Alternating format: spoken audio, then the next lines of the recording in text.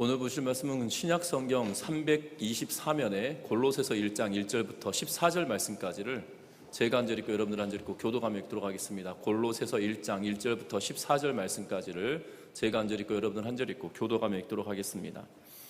골로새서 1장 1절부터 14절 말씀까지를 제가 한 절 읽고 여러분들 한 절 읽고 교도가 읽습니다. 하나님의 뜻으로 말미암아 그리스도 예수의 사도된 바울과 형제 디모데는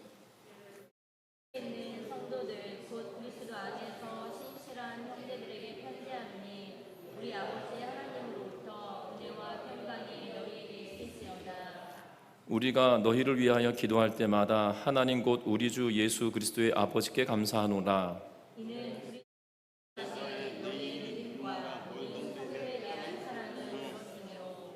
너희를 위하여 하늘에 쌓아둔 소망으로 말미암음이니 곧 너희가 전에 복음 진리의 말씀을 들은 것이라.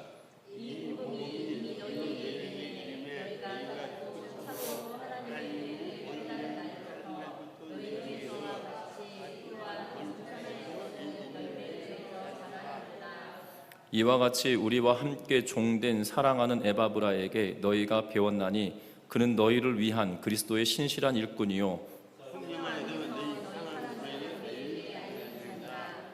이로써 우리도 듣던 날부터 너희를 위하여 기도하기를 그치지 아니하고 구하노니 너희로 하여금 모든 신령한 지혜와 총명의 하나님의 뜻을 아는 것으로 채우게 하시고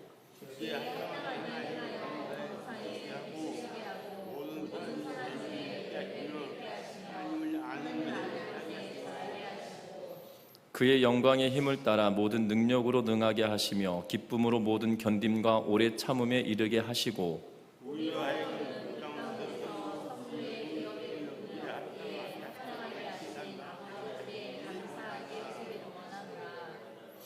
그가 우리를 흑암의 권세에서 건져내사 그의 사랑의 아들의 나라로 옮기셨으니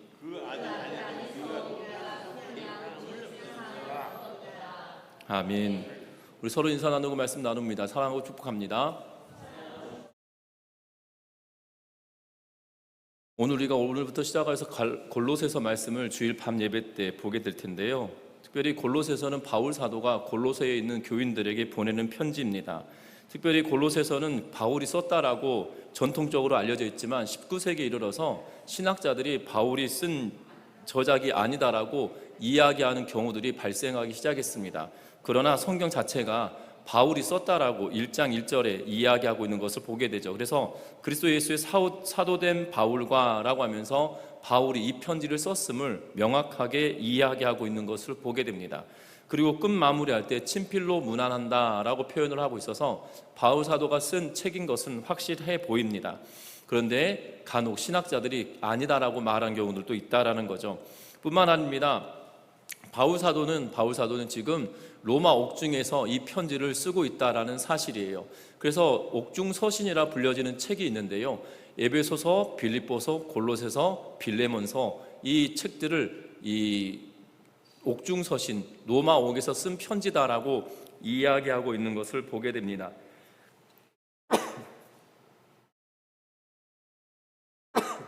죄송합니다. 그래서 옥중 서신을 분류할 때 바울 사도가 로마 옥에서 편지를 쓴 것이 이것만 있지는 않거든요. 그러니까 디모데 전후서도 그리고 디도서도 이 로마 옥에서 썼다라고 하는 것이 지배적인데 지금 에베소서, 빌립보서, 골로새서, 빌레몬서까지 이 네 권의 책을 따로 옥중 서신이라고 불리는 이유는 이 네 권의 책은 이 교회에게 보내는 편지일 뿐만 아니라 이 교회 지도자가 아닌 교회 이 중직을 맡고 있는 빌레몬에게 특별하게 보내는 편지였기 때문에 옥중 서신이다라고 이야기하고 디모데 전후서나 그리고 디도서는 옥중에서 썼음에도 불구하고 이 서신을 목회를 하고 있던 이 편지를 읽는 독자에게 이 목회를 하고 있는 자들에게 썼기 때문에 이것을 목회 서신이다라고 따로 분류해 놓고 있는 것을 보게 됩니다. 그래서 디모데는 에베소 교회에 있었고 디도는 이 그레데라고 하는 섬에 있었던 것들로 보여지는데 그래서 그 섬에서 목회하고 있었던 그리고 에베소에서 목회하고 있던 목회자들에게 보내는 편지여서 따로 목회서신이다라고 분류하고 있는 걸 보게 되죠. 어찌되었든 로마 옥에서 이 편지를 쓰고 있다는 겁니다. 그런데 골로새 교회에 이 편지를 보내는 이유가 있다는 거예요. 특별히 이 골로새 지역의 골로새 교회는 골로새에 있는 교회는 바울 사도가 전도 여행을 할 때 거치지 않았습니다. 특별히 바울 사도에 의하여서 교회가 개척된 것은 아니고, 그래서 오늘 성경을 잘 읽어가다 보시면 이 골로새라고 하는 교회를 에바브라라고 하는 사람이 그곳에서 복음을 전하기 시작했고, 에바브라를 통하여서 교회가 시작되었음을 우리는 유추할 수 있는 것을 보게 됩니다. 그래서 에바브라를 통하여서 교회가 개척되어졌고 교회가 시작되어졌는데, 바울 사도가 이 편지를 보내는 이유가 있다는 거예요. 왜냐하면 바울 사도가 이 편지를 보내는데 몇 가지 이유 때문이긴 한데요, 그 중에 가장 중요한 것은 당시 그 지역을 휩쓸고 있었던 이 거짓 교사들에 관한 이야기 때문이에요. 특별히 아직은 오늘 본문의 내용을 잘 살펴보시면 아직 거짓 교사가 그곳에서 판을 치고 있는 것처럼 보여지진 않는데, 그런데 주의하라고, 마치 우리가 이 코로나 시즌에 이 백신이 개발되고 나서 예방접종을 하라고 하면서 예방접종을 하듯이 바울 사도가 골로새 교회 성도들에게 이러이러한 일들이 있기에 주의하라라고 하면서 마치 예방 백신을 맞추듯이 그들에게 주의하라고 하면서 이 편지를 보내고 있는 것을 보게 됩니다. 그래서 이 편지를 쓰는 목적은 앞에서도 말씀드린 것처럼 상황이 그러하기 때문에 거짓 교사의 위협을 경계하고, 그리고 성도들이 바른 삶을 살아가기를 권고하고 있는 내용이 이 골로새서를 쓰고 있는 목적이다라고 여기시면 될 겁니다. 그런 마음을 가지고 이 골로새서를 읽어가셨으면 좋겠는데요, 그러면 골로새라고 하는 지역은 어디 있냐면 소아시아에 7교회가 있습니다. 소아시아에 7교회가 있는데 그 7교회를 하나의 동그라미로 친다라면 그 동그라미에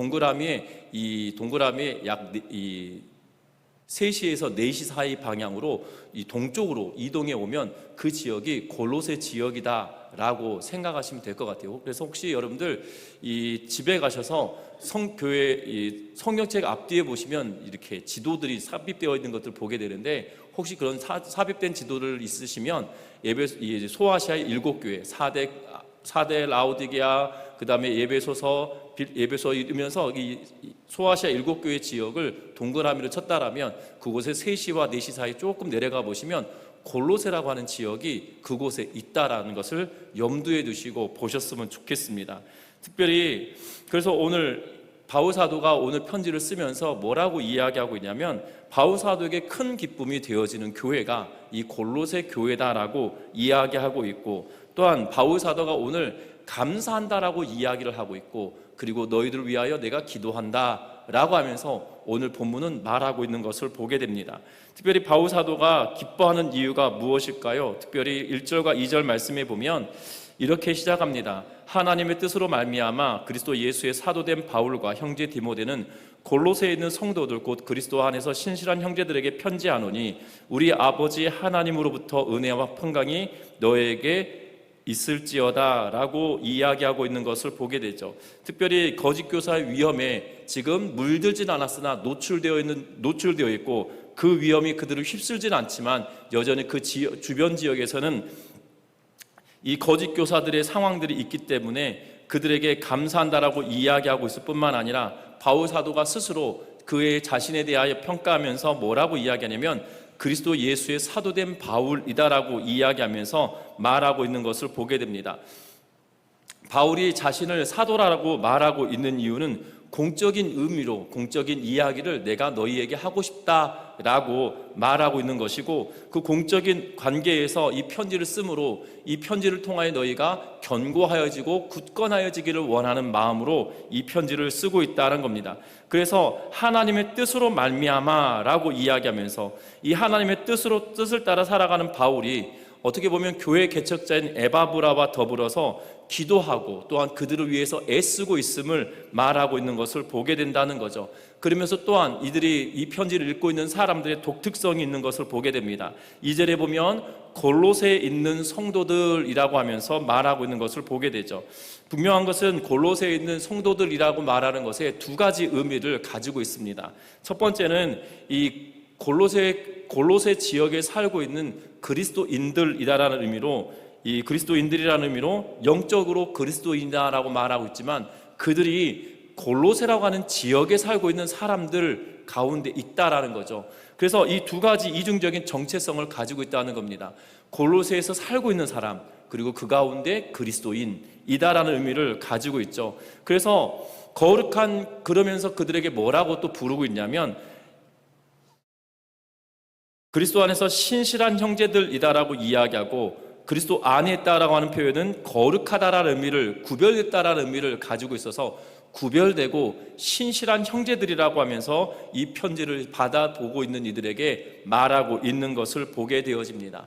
그래서 바울은 사도적인 권위를 가지고 골로새 교회 성도들에게 편지를 쓰면서 그들이 지역사회 가운데 살아가면서 그리스도인으로서 삶을 살아가는데 구별된 삶을 살아가고 신실하게 살아가고 있는 그들에게 이 편지를 쓰며 그들에게 격려하고 있는 그러한 모습을 보게 된다는 겁니다. 특별히 오늘 성경에 보면 복음을 들으면서 골로새 교회 성도들이 삶의 선한 열매를 맺어가고 있고, 그리고 신앙은 성장해 가고 있을 뿐만 아니라 선한 영향력을 골로새 지역에 미치고 있는 그러한 영향력을 보고 있다라는 사실이에요. 그것이 에바브라가 그들에게 복음을 전하였고, 또한 그들을 통하여서 그 에바브를 통하여서 이 소식을 전하여 듣고 있다라는 사실입니다. 골로새 교회가 계속 에베소하고 골로새 헷갈리고 있죠. 지금 죄송합니다. 골로새 교회입니다. 골로새 지역에 있던 교회들이 신실한 일꾼들로 살아가는 그것을 칭찬하면서 하고 있거든요. 그래서 우리가 3절 말씀 같이 한번 읽어봅니다. 우리가 너희를 위하여 기도할 때마다 하나님 곧 우리 주 예수 그리스도의 아버지께 감사하노라 라고 말하고 있어요.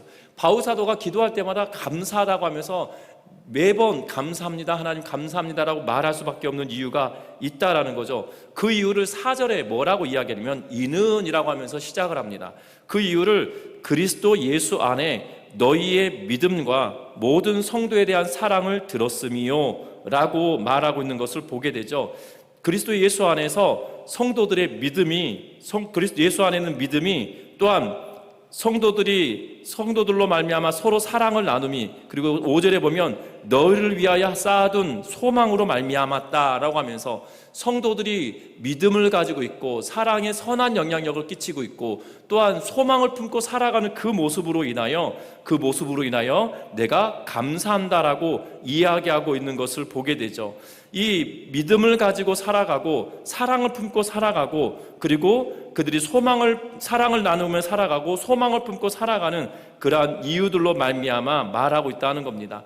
그래서 이 세 가지로 말미암아 바울 사도는 성도들이 바른 삶을 살아가고 있는 것에 대한 기대를 가지고 있다라고 이야기하고, 또한 오늘 5절 말미에 보면 이렇게 기록하고 있습니다. 그들이 선한 영향을 미치고 살아가는 이유는 다른 것이 아니라 진리의 말씀을 들은 것이다 라고 이야기하면서 바른 말씀을 받은 것에 대하여 중요한 것을 이야기하고 있는 것들을 보게 되죠. 그러면서 뭐라고 이야기합니까? 6절 말씀 같이 한번 읽어봅니다. 6절의 말씀 같이 한번 읽어보겠습니다. 이는 이미 너희에게 이름에 너희가 듣고 참으로 하나님의 은혜를 깨달은 날부터 너희 중에서와 같이 또한 온 천하에서도 열매를 맺어 자라는도다. 아멘. 오늘 성경에 뭐라고 이야기합니까? 지금 바른 말씀을 통하여 너희가 깨달았다고 이야기하고, 복음이 너희에게 진리의 말씀을 듣고 그 복음이 너희에게 이르렀다라고 이야기하고, 이것을 듣고 하나님의 은혜를 깨달은 날로부터 시작해서 너희 중에와 같이 또한 온 처에도 열매를 맺어 자라간다라고 이야기하면서 복음을 듣고 난 이후부터 너희들의 삶이 바뀌었는데, 그 복음으로 들은 삶으로 인하여서 어떤 일이 벌어졌느냐? 온 천하에 선한 열매를 맺으며 자라가게 되어졌던 모습을 골로새 교회 성도들에게 칭찬하며 말하고 있다는 거죠. 이것이 바울 사도에게 있어서만큼은 감사의 제목이 되고 감사다라고 이야기하고 있는 것을 보게 된다는 겁니다. 분명한 것은 바울 사도가 이렇게 말하는 이유가 뭘까요? 앞에서도 말씀드린 것처럼 골로새 교회는 지금 거짓 교사들에 의하여서 어려움을 당하고 있는 상태가 아니에요. 그 직전에 쓰여진 책이거든요. 어려움을 당하기 전에 이러한 어려움이 몰려올 수 있으니 주의하라라고 하면서 이 편지를 쓰면서 지금 너희가 받아들인 말씀이 참된 말씀이다라고 이야기하고 있고, 이 참된 말씀이 너희에게 좋은 영향을 끼치고 있다라고 말하고 있는 것을 보게 된다는 겁니다. 여러분들 좋은 씨앗을 심으면 좋은 것이 맺어지거든요. 그런데 여러분들 좋은 씨앗을 뭘로 구별할 수 있을까요? 사실 저는 좋은 씨앗을 잘 구별할 수 없을 것 같아요. 뭘로 구별하냐면 내가 심은 게 좋은 것인지 좋지 않은 것인지 판가름 나는 것은 열매를 보고 알 수 있을 것 같아요. 좋은 싹이 나고 튼튼하고 좋은 열매를 맺으면 그것이 좋은 것 아닌가라고 저는 개인적으로 생각합니다. 이 중학교 처음 들어갔을 때 저희 중학교 이 기술 시간에 농업 한 파트가 있었어요. 그 벽시를 고르면서 뭐 물 수조에 이 소금을 담는데 이 그 계란이 중간에 또 삶은 계란이 중간까지 떠오를 때만큼 소금을 집어넣어라. 그리고 거기다가 벽시를 부어라. 그리고 떠오르는 것은 나쁜 씨앗이다. 뭐 그리고 안 떠오르는 것은 좋은 씨앗이다. 뭐 이렇게 배웠던 기억이 나거든요. 그런데 그 좋은 것이다 하더라도 싹이 안 나는 경우도 있더라고요.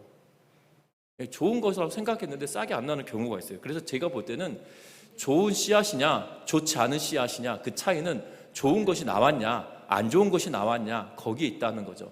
지금 바울 사도가 뭐라고 이야기하고 있냐면 너희의 열매를 보니 좋은 것 아니냐라고 말하고 있고, 결국 너희에게가 들은 것은 좋은 열매를 맺었다는 것은 뭐가 있다는 거예요? 이미 그 씨앗이 좋은 것이고 참된 것이기 때문에 너희에게 선한 열매가 나온 것이다라고 지금 말하고 있다는 겁니다. 여러분들 복음은 여러분들에게 어떠한 능력이 있는 건가요? 저와 여러분들 신앙생활하면서 내 주변에 선한 영향력을 끼치고 있느냐 그렇지 않느냐의 판가름은 나의 삶을 통해서 드러나는 결과물이거든요. 그러면 여러분들 예수 그리스도의 이름에 능력이 있음을 여러분들 믿으십니까? 예수 그리스도로 말미암아 내가 새 사람이 되었고 새로운 삶을 살게 되었다라고 고백하십니까? 그렇다면 우리에게 있어서만큼은 예수 그리스도는 굉장히 중요하고 예수 그리스도는 참된 분이심에도 불구하고 그 참된 것을 내 안에 심었는데 내 삶의 양태가 선한 것으로 나오지 않는다라면 뭐가 문제인 거예요? 씨앗이 문제다라고 말할 수 있지 않겠습니까? 그러면 바꿔야 되지 않겠어요? 씨앗이 문제일 리가 있습니까? 아니거든요. 복음은 능력이 있어서 예수 그리스도의 죽으심과 부활하심의 사건을 믿는 자들은 새 힘을 얻고 새로운 생명을 얻어 하나님의 능력을 경험하는 자들이 되었다는 거예요. 그래서 13절과 14절에 뭐라고 이야기합니까? 그가 우리를 흑암의 권세에서 건져내사 그의 사랑의 아들의 나라로 옮기셨으니, 그러면서 14절에 그 아들 안에서 우리가 속량 곧 죄사함을 얻었다라고 이야기하고 있어요. 그들이 변화된 삶을 살아가고 선한 열매를 맺어가는 이유는 흑암의 권세에서 건져내셔서 우리를 그 사랑의 아들의 나라로 옮기셨을 뿐만 아니라 우리를 속량하여서 죄사함을 받았기 때문에, 변화되었기 때문에, 그 변화된 그 씨앗을 우리 안에 심어주었기 때문에 그것으로 말미암아 선한 삶을 살아가고 있다라고 지금 바울은 골로새 교회 성도들에게 말하고 있다는 거예요. 너희가 선한 열매를 맺은 이유는 복음이라고 하는 것이 선한 것이고 참된 것이기 때문이다라고 말하고 있다는 거예요. 지금 우리가 삶을 살아가고 있는 우리들의 삶 가운데 선한 열매를 맺어내지 못한다라면 복음이 문제인 건가요? 내가 문제인 건가요? 내가 문제거든요. 여러분들 잘 기억하셨으면 합니다. 여러분들 누가복음에 보면 17장에 삭개오에 관한 기록을 하고 있는 것을 보게 되어져요. 여러분들이 삭개오의 사건은 그냥 삭개오가 키가 작았다 여기에 중점 있는 것이 아닙니다. 저 어렸을 때 성경학교 때마다 키 작은 삭개오 예수님 만나 큰 입 벌리고 외쳤답니다 하면서 노래를 배웠어요. 그러니까 그 노래의 중심은 삭개오가 큰 입 벌리고 외쳤다는데, 사실 성경 본문을 잘 보시면 삭개오가 외친 적이 한 번도 없습니다. 제가 나중에 성경을 열심히 보면서 이 가사 쓰신 분 성경 대충 읽고 쓰셨네 이런 생각을 하면서 이런 노래 부르지 말아야 된다 혼자 생각했던 때가 있는데요. 하여튼 그렇습니다. 키 작은 삭개오 예수님 만나 큰 입 벌리고, 그러니까 예수님은 만나고 나서 기뻐했다는 의미인 것 같은데 예수님께 크게 외친 적은 없어요. 하여튼 그렇습니다.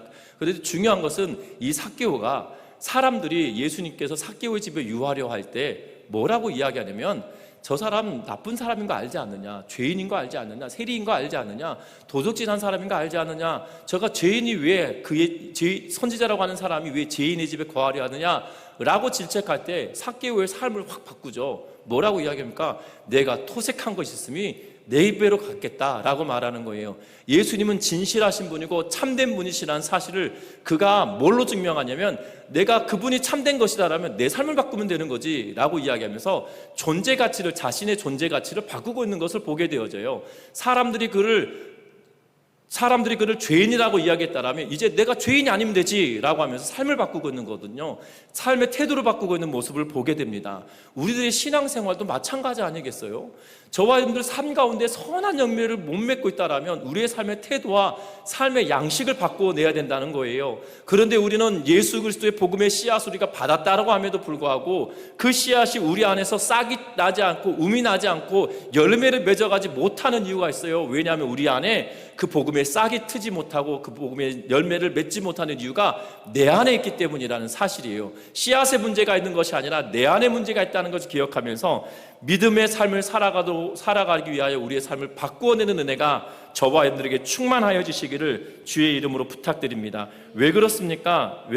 오늘 7절 말씀 같이 한번 읽어봅니다. 같이 읽습니다. 이와 같이 우리와 함께 종된 사랑하는 에바브라가 에바브라에게 너희가 배웠나니 그는 너희를 위한 그리스도의 신실한 일꾼이요. 8절도 읽습니다. 성령 안에서 너희 사랑을 우리에게 알린 자니라. 지금 에바브라에 대해서 평가하는데 뭐라고 평가하냐면 우리와 함께 뭐 된 사람이라고요? 종된 자. 복음을 위하여 살아가는 예수 그리스도로 말미암아 예수 그리스도께 종된 삶을 살아가는 사랑하는 에바브라라는 거예요. 그러면 예수 그리스도의 종된 자라고 이야기하고 있기 때문에 그가 가르쳤기 때문에 너희가 배웠다라고 말하는 거죠. 그러면 그가 가르친 것은 뭐라는 거예요?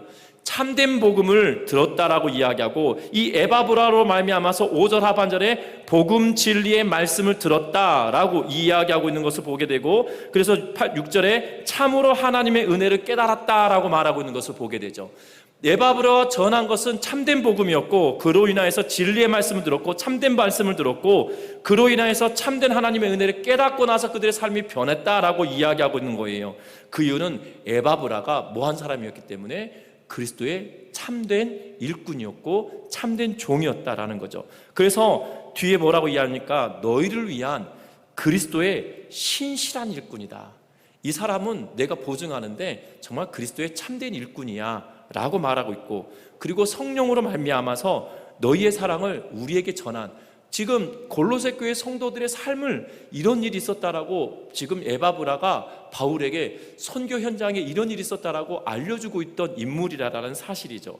바로 누구에게 복음을 들었냐가 중요하다라고 이야기하고 그 복음은 신실한 주의 종된 자로 말미암아 들었다라고 이야기하고 그것이 참된 것이기 때문에 선한 영향력을 너희가 미치게 됐던 이유는 바로 하나님의 진리의 말씀을 참으로 너희가 하나님의 은혜를 깨달았기 때문이다라고 말하고 있다는 사실입니다. 여러분들 복음을 누구에게 들으셨습니까? 여러분들은 복음을 누구에게 들으셨나요? 여러분들이 복음을 누구에게 들으셨느냐가 중요하다고 지금 바울은 이야기하잖아요. 지금 골로새 교회 성도들이 선한 열매 맺는 이유는 그것이 참된 복음이다. 그런데 그 참된 복음을 누구에게 들었냐? 참되고 신실한 주의 사랑하는 종에게 들었다라고 이야기하며 그로 말미암아 들은 복음이 참된 것이었고 그것이 선한 열매를 맺고 있다라고 말하고 있다는 거예요. 여러분들은 누구에게 복음을 들으셨습니까? 여러분들은 누구에게 복음을 들으셨고 누구에게 그 복음의 역사를 경험하셨습니까? 여러분들의 선한 열매가 맺어지지 않고 있다라면 둘 중에 하나인 거예요. 선한 것을 이 신실한 종으로 말미암아 복음을 듣지 않았든지 내가 문제가 있든지 지금 오늘 본문 자체로만 보면 이러하거든요. 저와 여러분들 분명한 것은 목회자도 정말 하나님께서 신실하게 사용하는 종이 되도록 사용해 달라고 여러분들을 위해서 기도해 주셨으면 좋겠어요. 저를 위해서 기도해 주셨으면 좋겠어요. 왜냐하면 지금 에바브라는 주의 종으로 신실하게 주의 일을 감당하는 자들이었다고 이야기하고 그가 말씀을 전할 때 그들에게 하나님의 말씀이 참된 것임을 가르치고 그것으로 말미암아 선한 영향을 이 땅 가운데 드러냈다라고 이야기하고 있잖아요. 여러분들 기도하여 주셨으면 좋겠고 여러분들 스스로도 마찬가지죠. 내 삶 가운데 선한 영향력을 미치지 못하고 있다면 내가 받은 게 거짓일 가능성이 있다는 거죠. 그런데 내가 받은 것이 거짓이 아닌데 중요한 것은 나에게 던져주니 나에게 뿌린 자가 문제가 있을 수도 있다라고 우린 등식을 세울 수 있을 것 같아요. 여러분들 그러하기에 저와 여러분들이 신앙의 여정에 선한 열매를 맺어가는 기쁨이 우리 가운데 충만하여지시기를 주의 이름으로 부탁합니다. 왜냐하면 내가 나에게 선한 열매를 맺어가고 내가 선한 열매를 우리가 맺어가기 시작할 때 뿌린 자도 또한 내 자신도 선한 열매를 맺을 수 있는 준비가 된 자이고 복음의 열매를 맺어갈 수 있는 힘이 우리에게 있기 때문이라는 사실을 기억하며 나아가는 은혜가 있기를 주의 이름으로 부탁드립니다. 이것이 감사의 이유였다는 거예요. 바울 사도가 내가 항상 감사하는 이유가 에바브라에 의하여서, 신실한 종 에바브라에 의하여서 너희가 복음을 들었고 그 복음은 참된 진리였고 그 참된 진리로 인해서 하나님의 은혜를 깨달아서 너희의 삶이 변화된 것이다 라고 말하고 있는 거예요. 그것이 감사 이유였다라면 9절 말씀 읽어봅니다. 9절의 말씀입니다. 이로써 우리도 듣던 날부터 너희를 위하여 기도하기를 그치지 아니하고 구하노니 너희로 하여금 모든 신령한 지혜와 총명의 하나님의 뜻을 아는 것으로 채우게 하시고. 아멘. 바울 사도가 말합니다. 우리도 이 에바브라로 말미암아서 골로새 교회 상황을 내가 듣고 난 뒤로부터 기도하는 것을 쉬지 않았다, 그치지 않았다 라고 말하면서 우리가 기도한 것이 몇 가지가 있다라고 말하고 있는 것을 보게 되죠. 우리가 기도하는 것들이 몇 가지가 있다고 이야기하는데, 첫 번째는 뭐라고 이야기하냐면 너희로 하여금 모든 신령한 지혜와 총명의 하나님의 뜻을 아는 것으로 채워지기를 원한다라고 지금 이야기하고 있는 것을 보게 됩니다. 신자의 바른 삶을 살아가는데 그 바른 삶의 근원은 다른 것이 아니라 하나님의 신령한 지혜와 하나님께서 주신 총명으로 인하여서 하나님의 뜻을 알아가는 것이 그 마음속에 충만하게 채워져서 그것으로 인하여서 시작된 바른 삶을 이야기하고 있다는 거예요. 여러분들 바른 삶을 살아간다라고 말하면서도 그 안이 바르지 않은 그러한 삶도 있는 것들을 보게 되죠. 특별히 여러분들 그런 사람들을 보고 우리는 뭐라고 평가하냐면, 야, 이중적인 사람이다, 저 사람 참 겉과 속이 다른 사람이다 라고 말하지 않습니까? 우리가 일반적으로 보더라도 그렇게 평가하는 사람을 내가 경험했기 때문에 그렇게 말하는 거잖아요. 그리스도인들도 마찬가지라는 거죠. 사람들이 저 사람 예수 믿는다더니 겉과 속이 다른 사람이야 라고 말하면 그 복음의 능력이 무슨 이유가 있겠어요? 그건 능력이 있는 것이 아니라 오히려 복음의 능력을 깎아먹는 것 아니겠어요? 그래서 바울이 뭐라고 기도하고 있냐면, 너희의 선한 행동은 그 근원이 바로 신령한 지혜와 총명으로 인하여서 하나님의 뜻을 깨닫고 그것으로 가득 차서 그것이 흘러넘치는 모습으로 선한 삶을 살아가기를 기대한다라고, 그것을 위해서 기도하고 있다라고 지금 말하고 있다라는 겁니다. 우리 안에도 마찬가지 아니겠습니까? 우리 안에도 하나님으로 인한 하나님의 뜻을 아는 지혜와 총명이 충만하여져서 그것으로 인해 하나님의 뜻을 밝히 깨닫고 그 하나님의 선한 뜻을 이루어가기 위하여 우리가 한 걸음 한 걸음 나아감이 선한 결실을 맺어가는 은혜가 있으시기를 주의 이름으로 부탁드립니다. 내 안을 변화시켜야 됩니다. 내 안을 하나님의 뜻을 아는 것으로 채워야 됩니다. 하나님께서 부어주신 신령한 지혜와 신령한 총명으로 내 안을 채워서 하나님의 뜻을 깨닫고 그것으로 행하며 살아가는 은혜가 있길 바랍니다. 10절에는 또 뭐라고 이야기하냐면 이렇게 말합니다. 주께 합당하게 행하여 범사에 기쁘시게 하고 라고 말하고 있는 것을 보게 되죠. 여기서 주께 합당하게 행하여 라고 표현하고 있는 것을 보게 됩니다. 왜 주께 합당하게 행하라라고 이야기합니까? 앞에서도 읽었던 것처럼 13절에 흑암의 권세에서 건져내사 그의 사랑의 아들의 나라로 옮기셨기 때문이에요. 다시 말하면 흑암으로부터 건져내사 빛 가운데로 행하게 하셨다라는 거죠. 그래서 12절에 보면 우리로 하여금 빛 가운데서 성도의 기업의 부분을 얻게 하게 합당하시니라고 하면서 어둠으로부터 흑암의 권세에서 건져내셔서 우리로 하여금 어디로 가게 하셨다고요? 빛된 삶을 살아가도록 만들어 주셨다는 거죠. 그 빛된 삶은 누구로 말미암아 시작된 겁니까? 예수 그리스도로 말미암아 시작된 것이기에 예수 그리스도께 합당한 삶을 행함으로 인하여서 범사에 그분을 기쁘시게 하는 삶이다라고 이야기하고 있다라는 사실이에요. 제가 전에도 한번 말씀을 드렸던 것 같은데요. 대구에 가면 서문교회라고 하는 교회가 있습니다. 서문교회 이제 돌아가신 원로 목사님이 이성원 목사님이신데요. 이성원 목사님이 한창 열심히 사역하실 때 우리나라의 3대 설교가 중에 한 분이다라고 이야기를 들으셨던 분이세요. 그런데 그분이 그리스도인을 비유할 때 가장 적절한 표현은 이것이 어떨 때 보면 좋지 않은 느낌일 수 있겠지만 적절한 표현은 간첩이다 라고 표현을 하셨어요. 간첩이다 표현을 하신 것은 이 땅의 삶을 살아가는데요, 여러분들 간첩의 삶이 어떠한 삶이라고 생각하시나요? 여러분들 간첩의 삶은 이 지령한 사람과 지령을 내린 사람에게 충성되게 살아가지만, 이 땅에 지금 이 간첩으로 보내진 나라에서 들키지 않고 잘 살아내는 사람 아니겠어요? 영화 가운데 은밀하게 위대하게라는 영화가 있는데요, 그 웹툰이라고 하죠. 그 인터넷상의 만화책을 웹툰이라고 하는데, 그 만화책을 영화로 만든 거예요. 근데 보시면 진짜 세상에 이런 일이 있을 수 있을까? 이런 일도 있을 수 있겠구나 라고 생각이 들 만한 영화이거든요.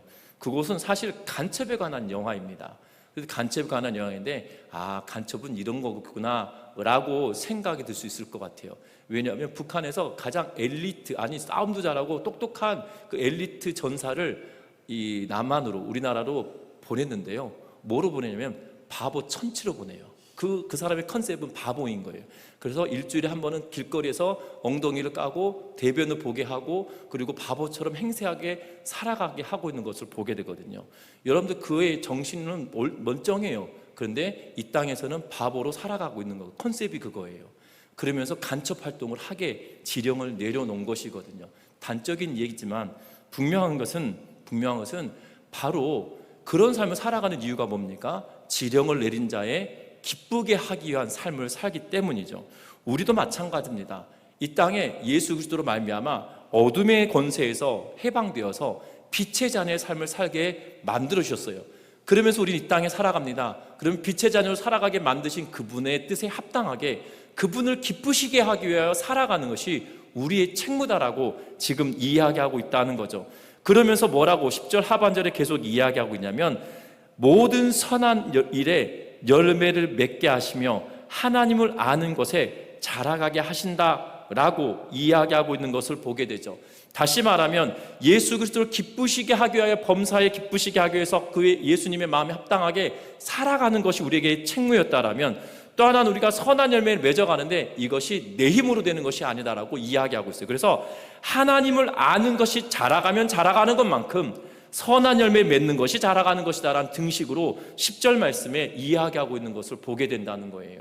여러분들 하나님을 아는 것을 잘하는 마음이 커지면 커질수록 선한 열매를 맺어가는 것이 더욱더 커져가는 것이거든요. 여러분들 초등학교 1학년 학생에게 9구단 2 곱하기 2를 시켰습니다. 그러면 이 2 곱하기 2를 초등학교 1학년 학생이 알 수 있을까요? 모를까요? 정상적인 이 과정으로 따지면 2학년 1학기 때 9구단을 외우기 시작하거든요. 9구단을 가르치거든요. 그러니까는 2 곱하기 2는 두 개의 묶음이 두 개 있는 거야 라는 것을 설명해주고, 2 곱하기 3은 두 개를 묶은 것이 세 개가 있는 거야 라는 것을 가르치면서 2 곱하기 3이다 이렇게 이 원리를 가르치게 되거든요. 그런데 원리를 모르고 1 더하기 2, 초등학교 1학년 1학기 문제를 잘 보시면 10을 넘어가지 않습니다. 합율하면 9까지밖에 안 나와요. 모르시는 표정이시네요. 초등학교 1학년 1학기 산수는 10손가락을 사용해서 할 수 있도록 답이 9까지밖에 나오지 않아요. 그러니까 1 더하기 많이 해봤자 8 더하기 1까지밖에 안 나오거든요. 그것밖에 나오지, 5 더하기 4, 답이 9 이상을 넘어가지 않습니다. 한 자리로 답이 나오게 만들거든요. 그런 1학년 학생들에게 곱셈을 시키면 안 되는 문제거든요.